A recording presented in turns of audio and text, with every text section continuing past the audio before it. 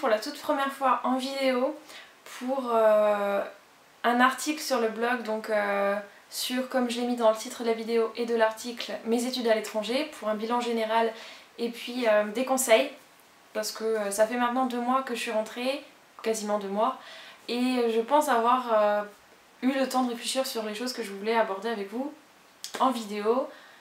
Pourquoi en vidéo? D'abord parce que pour le thème que je vais aborder, en fait, surtout pour le bilan général et ce que j'ai ressenti à mon retour, j'avais vraiment envie de pouvoir en parler directement à l'oral, plutôt que de devoir trouver les bons mots pour exprimer ce que j'ai ressenti.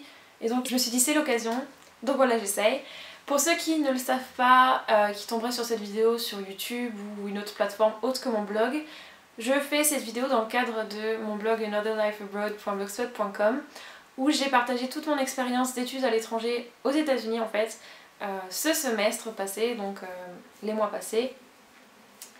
Si vous avez jamais lu mon blog, entendu parler de mon blog, quoi que ce soit, je mettrai un lien vers celui-ci, donc dans la barre de description de la vidéo, comme ça vous pourrez aller lire mes précédents articles et puis voir un peu en détail, plus en détail disons, ce qu'était mon expérience à l'étranger.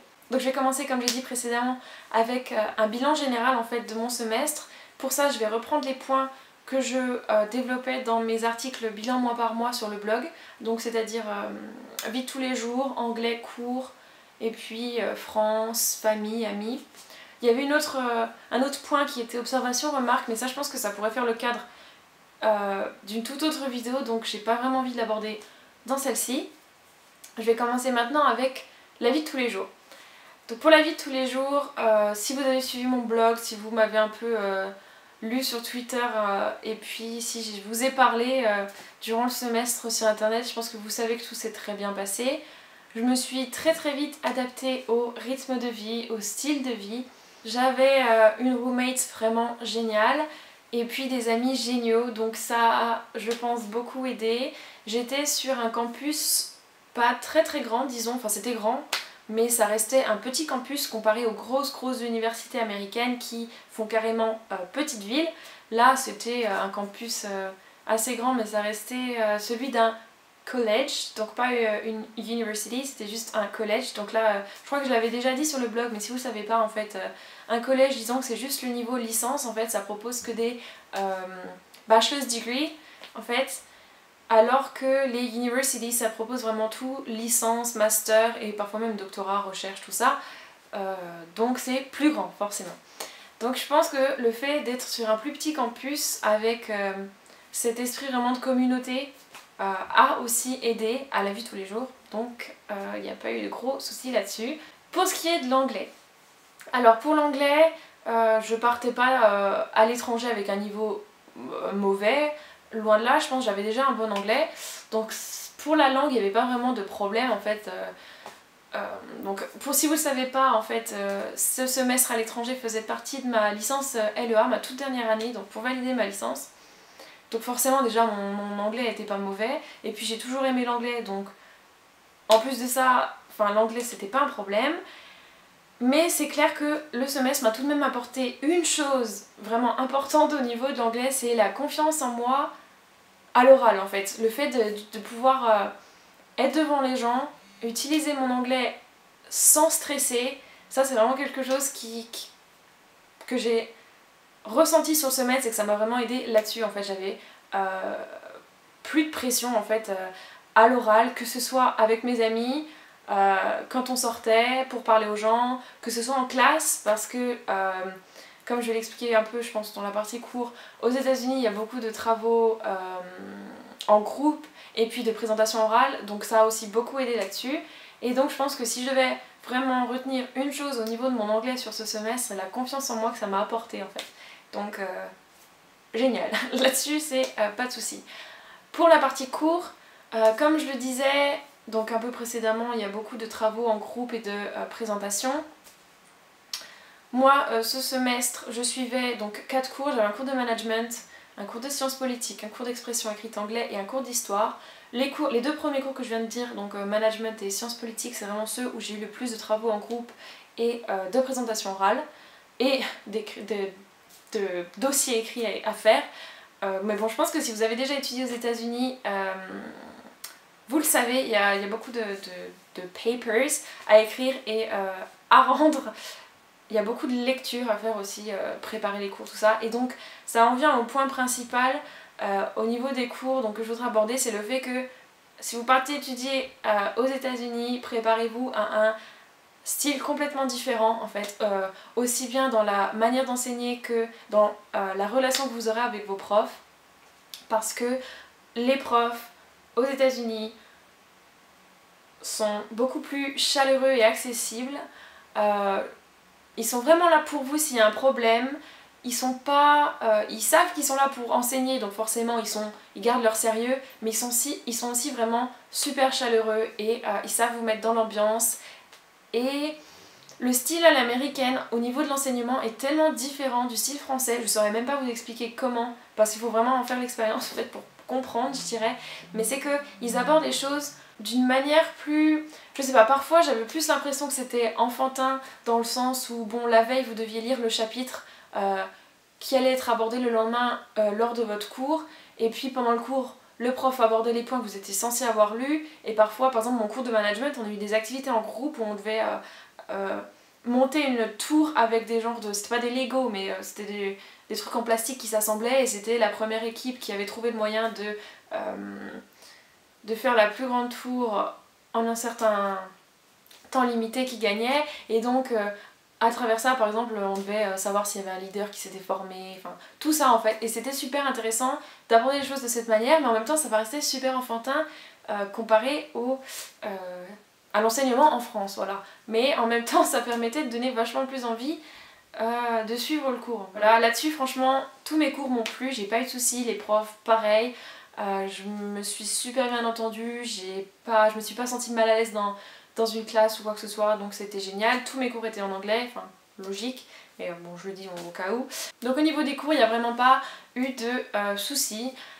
Après au niveau des notes, si ça peut vous intéresser, donc si vous le savez peut-être déjà, aux États-Unis les notes se font en lettres, donc de A à F. D'ailleurs je crois que c'est la chose la plus compliquée à laquelle j'ai dû m'adapter aux États-Unis, c'est le système de notation.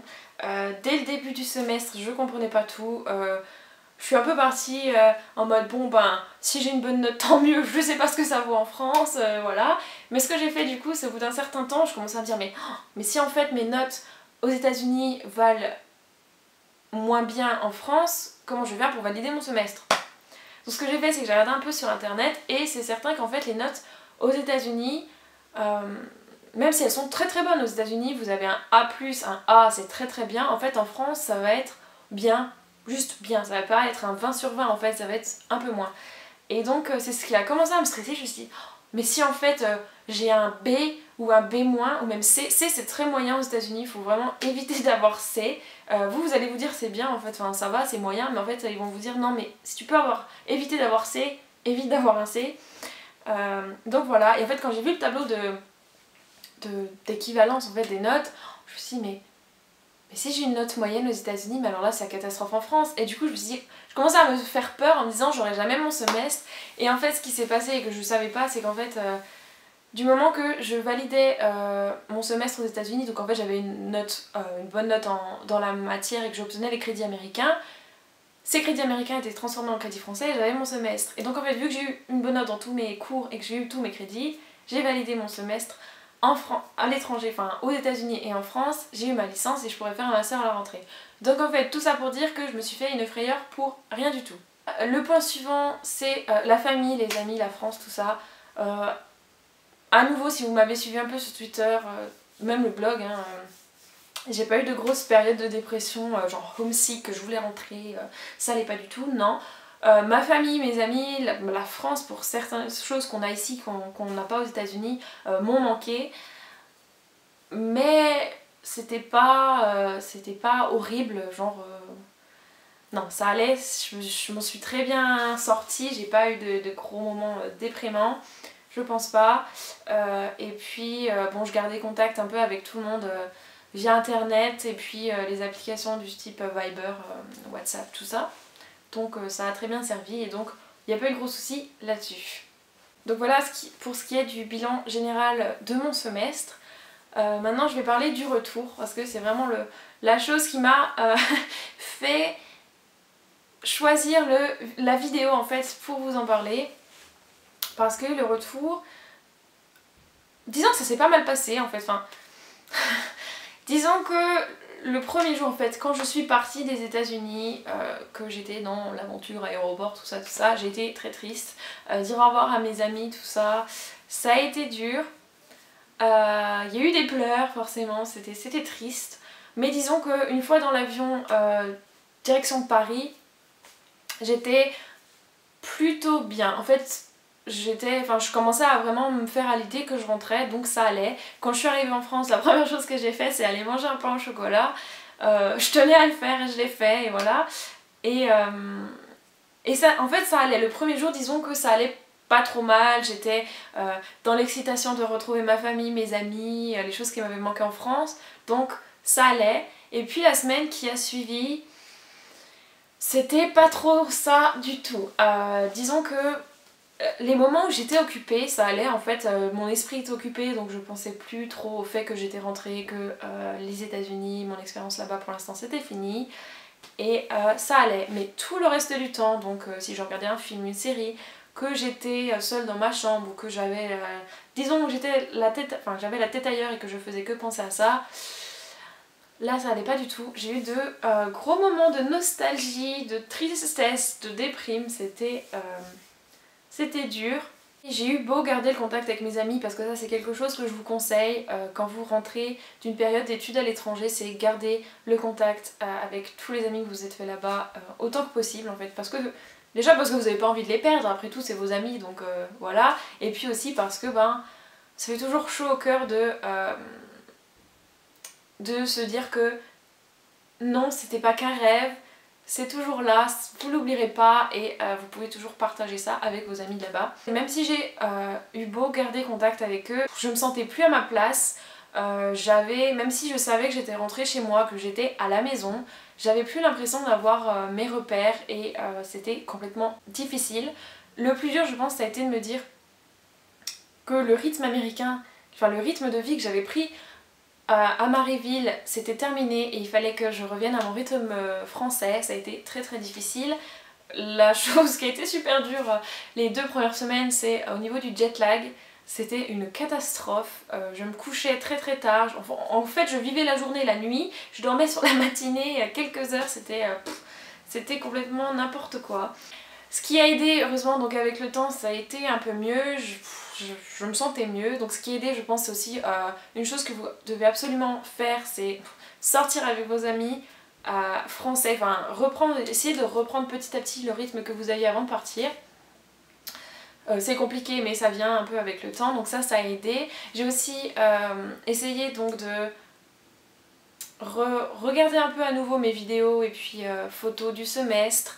Ce qui aide donc c'est d'en faire quelque chose. Donc moi j'ai commencé un scrapbook et ça m'a beaucoup aidé. Je pense qu'une fois qu'il sera terminé, je posterai quelques photos en article sur le blog, j'essaierai de faire ça. Donc vous pouvez, je sais pas, soit faire un scrapbook, un album photo, poster vos photos, vidéos sur les réseaux sociaux, par exemple que ce soit Facebook, Instagram, Twitter, n'importe quoi, ce qui vous aidera à vraiment sentir que vous partagez tout ça et que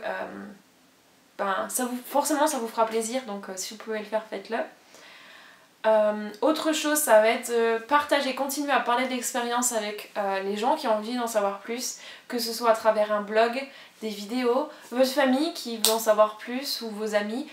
Pour ce qui est des conseils que je peux vous donner avant le départ, c'est ne pas vous fixer sur vos peurs, parce que moi je sais qu'avant de partir je me faisais des peurs mais pour rien, parce qu'au final une fois que vous êtes sur place vous vous rendez compte que toutes les peurs que vous aviez, vous tracaissiez vraiment la tête pour rien. Ma famille peut en témoigner, j'arrêtais pas de me demander si j'allais me faire des amis, si mon anglais allait être assez bon et que j'allais pas être une grosse nulle en fait, si j'allais réussir à suivre en cours, parce que j'allais aborder certaines classes, hein. En fait j'avais choisi certains cours que j'avais jamais étudié auparavant en France, et du coup je me suis dit oh là là, mais si j'arrive pas à suivre, au final toutes ces peurs là, avec le temps, une fois que j'étais sur place, j'ai réalisé que c'était stupide, dans le sens où je me suis vraiment fait peur pour rien. C'est sûr que bon, forcément on se pose des questions, mais il faut éviter de se mettre un stress et une pression qui ne en fait sert à rien. Avant le départ, ce que je peux vous conseiller aussi, c'est d'essayer d'être organisé quant aux affaires que vous allez apporter avec vous, la valise, comment vous allez la ranger et les choses qu'il faut surtout pas que vous oubliez de prendre en fait. Essayez de prendre le strict nécessaire, puis bon forcément quelques petits trucs en plus parce qu'il y a toujours des choses qu'on veut emporter avec nous. Mais essayez quand même de pas trop vous surcharger parce que forcément une fois sur place à l'étranger vous allez acheter d'autres choses, que ce soit des produits auxquels on n'a pas forcément accès en France et que vous allez trouver là-bas et que vous voulez acheter, des nouveaux vêtements, des nouvelles chaussures, enfin plein de choses en fait, et forcément ça pourra vous poser problème au retour.